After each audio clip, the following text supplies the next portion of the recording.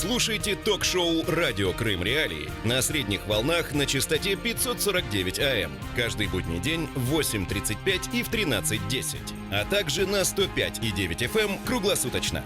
Крымчане имеют право знать. Аннексированный Крым в последнее время столкнулся с проблемой обучения школьников на украинском и крымско-татарском языках. Почему обучение на украинском и крымско-татарских языках в Крыму становится практически невозможным? Как работает родительская инициатива по обучению детей на родных языках? Делают ли крымские чиновники попытки решить эту ситуацию? И какую альтернативу предлагает крымчанам Министерство образования Украины? Все это мы обсудим в ближайшие 25 минут. В студии для вас работает Медат Халилов. Доброе утро. Прямой эфир.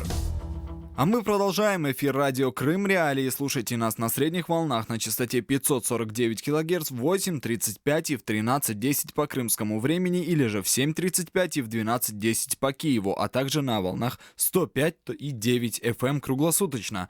8 800 10 06 926, бесплатный телефон прямого эфира для крымчан, номер телефона для жителей материковой Украины 044 490 31 18.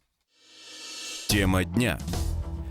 Крым переживает проблему среднего образования на украинском и крымско-татарском языках. По данным за август прошлого года в аннексированном Крыму из 16 школ с крымско-татарским языком обучения осталось 7. По данным активистов Украинского культурного центра в Крыму, из 7 украинских школ, которые были на полуострове до 2014 года, не осталось ни одной. Все школы переведены на русский или на смешанный язык обучения, где есть классы с украинским языком обучения. При этом приоритет сохраняется за русским языком. Крым в центре внимания. Член Меджлиса крымско-татарского народа Искендер Бариев ранее в эфире радио Крым Реалии рассказывал об отношении российских властей полуострова к крымским татарам и украинцам. Российская Федерация в официальных документах или де-факто власть крымских татар даже часто называет татарской диаспорой, не называет коренным народом, приравнивает к национальным меньшинствам и так далее. Это говорит о том, что какое отношение, в частности, к крымско-татарскому народу. Мы видим, что в юре было заявлено, что 3 государственных языка, но при этом используется только русский язык в делопроизводстве и, соответственно, и в учебных заведениях, и в других направлениях. Когда мы говорим, опять же, о сохранении украинского языка, то и образования на родных языках, то мы знаем, когда были попытки, в том числе и закрытия школ с углубленным изучением крымско-татарского языка, и знаем то, что закрыты школы с изучением украинского языка. А мы продолжаем наш эфир, и с нами на связи Абдуришит Джепаров, координатор Крымской контактной группы по правам человека. Абдуришит, доброе утро, селям алейкум. Алейкум селям, доброе утро. Как координатор Крымской контактной группы по правам человека, как вы оцениваете действия оккупационного вообще правительства по отношению к языковой политике в школах? Ну, действие русских в Крыму, она отличается изощренностью. В чем я понимаю их изощренность? Скажем, что они делают в самом начале. Они поменяли всех директоров школ. Если бы это не поменяли, то они завершают дело с этим и подбирают при этом таких людей, которые без никакой инициативы, без всякого креатива, то есть они просто проводят дни в этой школе, чтобы доработать свой день и, скажем, годы до пенсии. А раз такие директора, то, понятно, в школах нет никакого ни вклада своей ни творчества, ни инициативы, и они не допускают какую-то еще инициативу. Другое дело, скажем, эти директора не покладистые и будут делать все, что им укажут там из руководства администрации. Поэтому в таких школах и развитие, конечно, какого-то ожидать тяжело. Потом очень низкие заработные платы, они, понятно, везде так, но в каких-то школах, не каких-то, обычно в школах стимулируются учителя как-то по-своему. В школах же с национальным языком обучения никаких стимулирований нет, и из-за того, что очень низкое жалование, учителя просто уходят из школы, и мы знаем, что в школах не хватает учителей. Вот, скажем, здесь неподалеку у нас школа номер 4 Белогорская, мы живем здесь рядом. У нас не хватает ряда учителей. Работает школа, скажем, 3-4 учителей, и учителей каких-то основных предметов. Потом еще такое, скажем, в школах с крымско-татарским языком обучение на крымско-татарском же имеет маленькое количество часов. Скажем, русский язык преподается в неделю 4 часа, а крымско-татарский 3 часа, а где-то по 2 часа. Потом ввели дополнительный иностранный язык. Был, скажем, английский, стал теперь английский, немецкий, где-то еще пытаются экспериментировать другие языки, и при этом тоже за счет часов, которые должны были преподаваться крымско-татарский язык. Поэтому, Как это расценивать с точки зрения закона? ну, скажем, по части первой, когда касается кадров, тут по закону не определешься. Скажем, у них вроде все верно. Это как раз та часть, где нельзя как-то там, вот как-то прокомментировать. Мы знаем, что кадры решают все, а раз так, то здесь кадры ничего как раз-таки не решают. Поэтому здесь по закону подойти тяжело. С точки зрения закона у них все именно подводится так, что как будто все верно. Потом еще такое, скажем, вот те люди, которые связаны с образованием, я имею в виду учителя и заучи директора, когда вдруг кто-то из родителей хочет перевести или, скажем, там настаивает на том, чтобы создали классы с языком обучения национальным, они отговаривают, они шантажируют, пугают и по-всякому говорят о том, что это будет некачественное обучение. Там не хватает состава преподавательского, там не хватает учеников, там что-то еще. И вот у этих детей не будет никакой перспективы, и тогда у родителей пропадает охота давать своих детей в эти классы или школы. Поэтому все применяется. Я почему вначале сказал, что изощряются. То есть закон, он как бы так, к нему придраться тяжело. А они изощряются так, что вроде бы и закон есть, и вроде бы все позволяют, но при этом же они делают все, чтобы этого не происходило. Мгм. А какие советы вы могли бы дать родителям школьников, которые хотят обучаться на украинском либо крымско-татарском языке в Крыму, и в какие инстанции им обращаться, как защищать свои права вот на обучение на родном языке?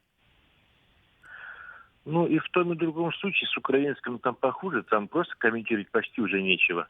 Вот, разве что, чтобы тема оставалась на плаву, вернее, на повестке, да, можно об этом как-то говорить, но на самом деле там хуже, чем у Крымстар. Но при этом родителям могу рекомендовать только настойчивость. Настойчивость, а инстанции, они известны всем, куда обращаться, и методы, и пути всем известны. Они вполне достижимые, но другое дело, нужно быть настойчивым и принципиальным в этом вопросе. И этого хватает, в принципе, чтобы достигнуть той цели. Чтобы и классы появлялись, и школы обучались, как должны быть. Даже, скажем, кадру, политику тоже можно вмешиваться. Все позволяет. Нужна настойчивость Мгм. людей. А как вы можете оценить вообще уровень осведомленности крымчан об их правах на родной язык на данный момент? С этим сейчас несложно, потому что на сайтах, каждая школа имеет свои сайты, и на сайтах все есть. Если нет, то можно настаивать, чтобы это все появлялось. Это все как бы закон позволяет здесь, да. Поэтому как бы школы, они достаточно открыты для общения. Если, скажем, не хочет директор, скажем, завуч, то, если там все равно с кем-то можно общаться. И с общественной организацией, которые открылись и ведут эту работу. Там есть хорошие, опытные юристы, специалисты. И как-то с этим можно. Это как бы не настолько закрытая информация. Другое дело, как я опять же повторюсь, нужна настойчивость и принципиальность людей, родителей. М. Поэтому, думаю, нужно вести работу и с родителями тоже. А вы сказали вот о том, что создаются какие-то инициативы. А какие именно инициативы и как они работают? Есть, по-моему, Издихбаль называется организация общественная, родительская инициатива. Вот, ее руководительница Абамилева и меня, там Ингулатова Ленура. Это очень интересные люди, очень опытные люди. Они юристы и, кроме того, связаны с преподаванием. И сама Абамилева преподавала, кроме как юрист, и Ингулатова. То есть это очень интересные люди, и они не одни, там у них достаточно развернутая система. Теперь уже они развернулись там несколько уровней, там центральные, там в центре Симферополя районные. Они работают. Работают, очень тяжело, конечно, понятно, в наших условиях, но при этом они могут отвечать, наверное, на все вопросы, касающиеся образования национальных языков. На юридические, в общем-то, я видел их самих в практике, как они как-то подъехали к школе, где была необходимости. И они включились, и это была достаточно грамотная работа. Вот начиная с устава школы, общения с директором, они привели в то состояние, которое требовалось. Мгм. Поэтому есть помощники. Чох в этом Саунус, деле. большое спасибо. Я хочу напомнить, что с нами на связи был Абдуришит Джипаров, координатор Крымской контактной группы по правам человека. А мы продолжаем эфир радио Крым Реалий. Слушайте нас на средних волнах на частоте 549 кГц, а также на волне 105,9 FM круглосуточно. Напомню, что номер телефона для крымчан 8 800 10 06 926, это бесплатный номер для крымчан, а номер телефона для жителей материковой Украины 044 490 31 18. Вечер. Лучшее время, чтобы узнать главные события дня. С понедельника по пятницу в 19:30. Крымский вечер на радио Крым Реалии. Крым переживает проблему среднего образования на украинском и крымско-татарском языках. Именно эту тему мы сегодня обсуждаем, и с нами на связи сейчас Леонид Кузьмин. Это активист Украинского культурного центра в Крыму. Леонид, здравствуйте. Доброе утро. Леонид, вот скажите, статья 3, часть 2 закона так называемой Республики Крым о функционировании государственных языков Республики Крым и иных языков Республики Крым говорит о том, что языки представителей иных народов Российской Федерации, проживающих на территории республики, пользуются всесторонней поддержкой государства. Вот как вы можете оценить поддержку украинского языка со стороны российских властей? Конечно, такой вопрос. В целом уже, да, действительно, по так называемой Конституции Республики Крым русский, украинский и крымско-татарские языки являются государственными на полуострове. И формально, да, крымско-татарский и украинские языки пользуются поддержкой государства. Но здесь надо учитывать, какой поддержкой. Если поддержка – это проведение каких-то культурных мероприятий, связанных с песнями и танцами, да, такие мероприятия проводятся в Крыму периодически, там раз в год, 2 раза в год такие мероприятия проводятся. Может быть, по мнению крымских властей, это является поддержкой. То есть у придуманных украинцев крымскими властями была когда-то идея создать газету на украинском языке с привлечением туда филологов Тазического университета в Крыму и прочего. Но это, опять же, не реализовано. А поддержка украинского языка в сфере образования, ее нету просто. Поэтому трудно говорить, о какой поддержке написано вот в Конституции Республики Крым. Мгм. А расскажите нам, пожалуйста, как обстоит ситуация вообще с обучением украинского языка в школах? В целом же, начиная с момента захвата Крыма, да, в 2014 году, обучение на украинском языке постепенно уменьшалось.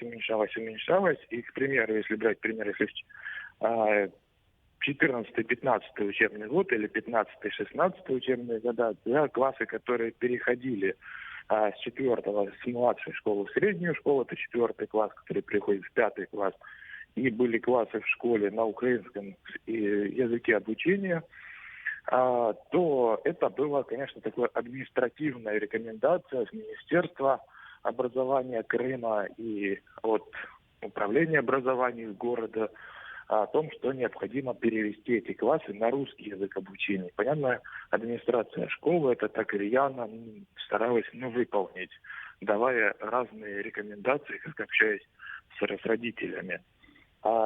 И в дальнейшем, да, про то, что говорили постоянно активисты, да, я говорю, что производится административное вмешательство, которое не позволяет открывать классы как с украинским языком обучения, так и с крымско-татарским языком обучения. Самый банальный пример, да, это директора отказывались принимать заявления в классы с украинским языком обучения или с крымско-татарским, мотивируя свой ответ, что недостаточно заявлений для открытия класса. И таких детей направляли в другие классы с русским языком обучения. Это такой, самый банальный пример.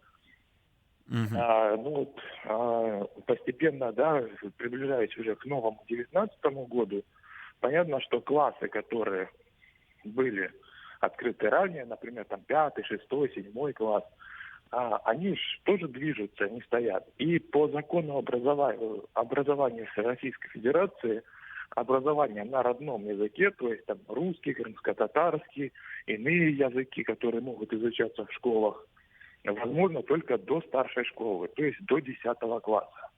Вот тот момент, когда дети переходят с 9 в 10 класс, они будут учиться в старшей школе исключительно на русском языке. Это в законе объясняется тем, что ЕГЭ будут они сдавать исключительно на русском языке, а не на каком-то другом. Поэтому сделано так. И в классы, которые были там 6, 7, 8, вот за несколько лет дошли до 9. И понятно, что со следующего года классов на украинском языке останутся, можно на пальцах пересчитать. Их сегодня уже не так уж много. Там, по-моему, 5 или 6 классов, которые остались по всему Крыму. Может быть, чуть больше.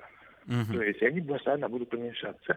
И уже несколько лет, по-моему, 2 или 3 года нет набора в первые классы на украинском языке. Поэтому тенденция очень печальная. Следовательно, у меня вопрос, возможно ли вот на правовой основе, пользуясь, так скажем, поддержкой правительства, открыть бесплатные языковые курсы, разговорные клубы для желающих обучаться украинскому языку? И будут ли желающие? На нашей практике, да, которую Украинский центр делал в 2015-2016 году, желающие есть.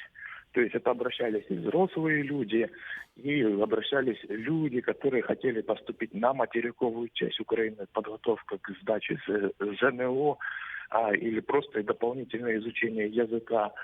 То есть это на тот момент была небольшая, да, заинтересованность в этом. Но если это делать, конечно, интерес будет к этому. Потому что он никуда не есть, и потребность у людей к изучению украинского языка есть. Вопрос, будут ли это делать крымские власти? Скорее всего, нет.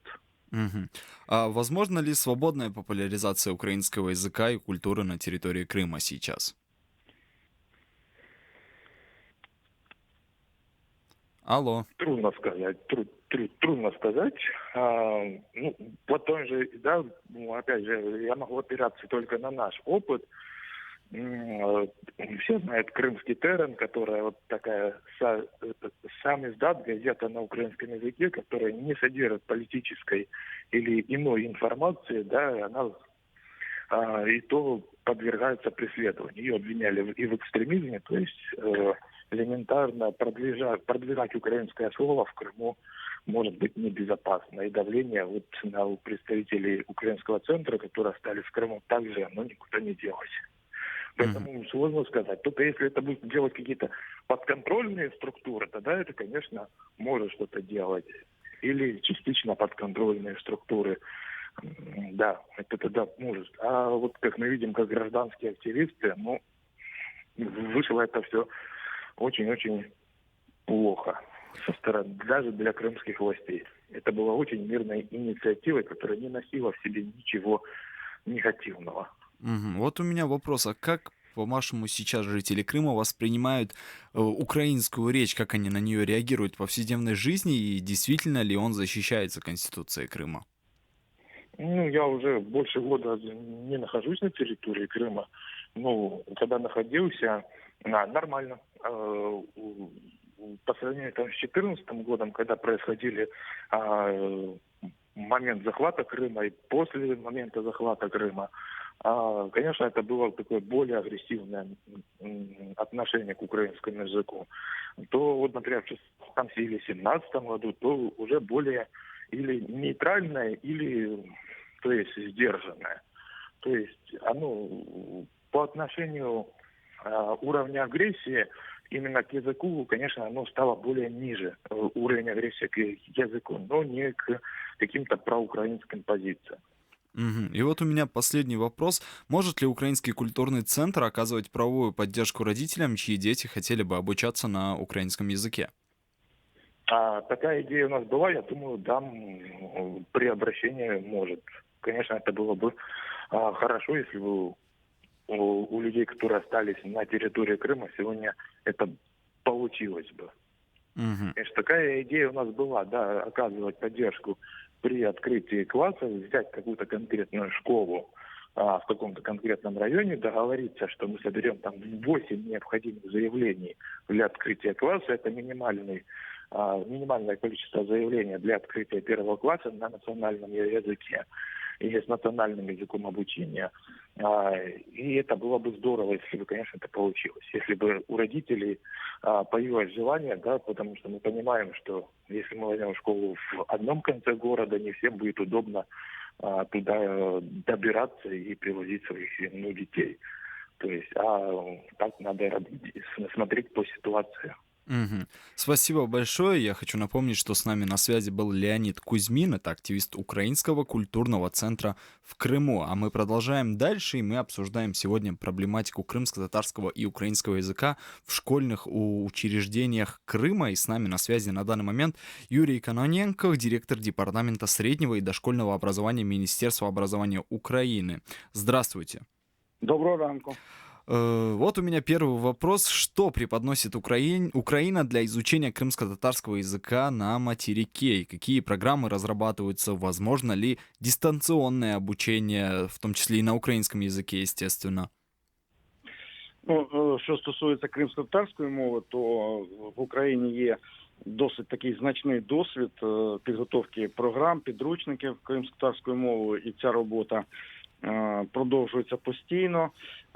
Зокрема, очевидно, радіослухачам відомо, що в 2015 році Кабінет міністрів України прийняв постанову про те, що незалежно від кількості дітей, які хочуть навчатися кримсько-татарською мовою, але чи вивчати мову, підручники будуть друкуватися накладом не менше, ніж 300 примірників.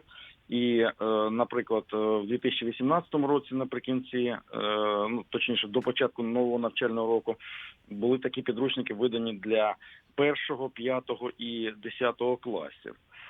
У нас є в Херсонській області одна школа, де здійснюється навчання кримсько-татарською мовою, і також там діти мають можливість вивчати кримсько-татарську мову. Ну і крім того, в кількох регіонах України є такі центри, де в позашкільний час, позаурочний час також можна вивчати кримсько-татарську мову і використовувати ті підручники, які друкуються за кошти державного бюджету. Що стосується вивчення української мови і взагалі дистанційного навчання для дітей, які перебувають в Автономній Республіці Крим і місті Севастополі, то також був визначений спеціальний заклад загальної середньої освіти, який існував у нас давно і мав в основі своєї деякі інші задачі, але було визначено, що цей заклад, а конкретно це його назва Міжнародна українська школа, якраз спеціалізуватиметься на наданні освіти, в тому числі і українською мовою, дітям, які проживають в Криму та Севастополі. Це крім того, що в принципі такі діти можуть отримати дистанційну освіту в будь-якому закладі, який спеціально визначений органом управління освіти по всій території України. А что для этого нужно делать? Ну, для того, щоб в будь-який заклад поступити, треба, щоб батьки подали заяву.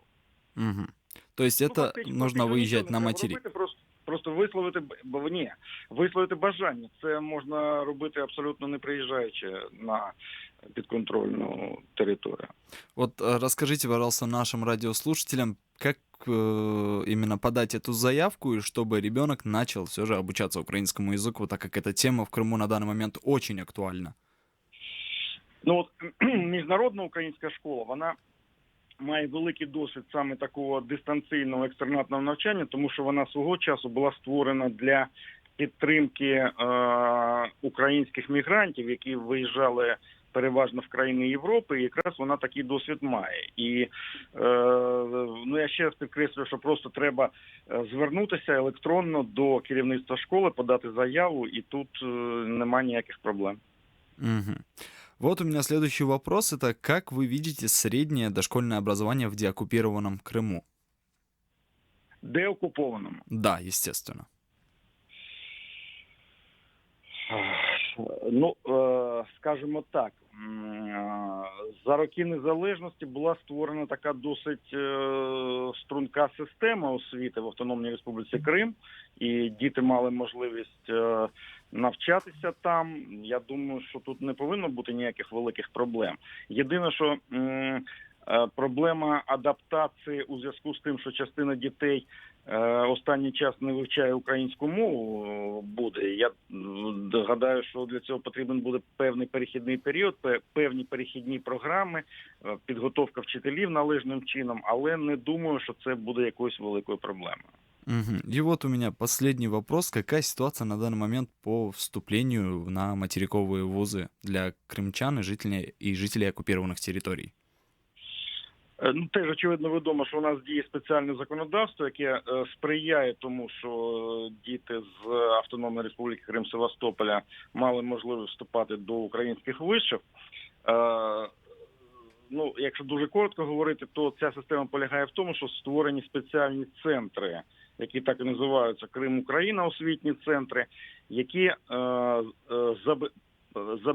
повинні забезпечувати і забезпечують спрощену процедуру для вступу в заклади вищої освіти України для тих, хто бажає. Причому для того, щоб вступити в наші заклади вищої освіти, можна як мати український документ про освіту, тобто атестат, так і не мати його. Мати сертифікати зовнішнього незалежного оцінювання і також не мати. Тобто є спеціальна процедура, яка дозволяє це от робити. Спасибо большое, Юрий. К сожалению, наше эфирное время подходит к концу. Я хочу напомнить, что с нами на связи был Юрий Кононенко, директор Департамента среднего и дошкольного образования Министерства образования Украины. Пишите нам, предлагайте свои темы программ, заходите на сайт Крым Реалии, читайте наши материалы и смотрите прямые видеотрансляции эфиров.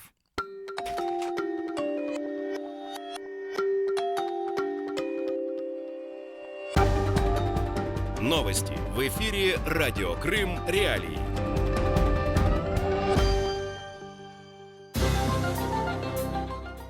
Здравствуйте, в студии Снежана Старовицкая. Главное к этому часу. В Магнитогорске обрушилась часть подъезда, пострадавших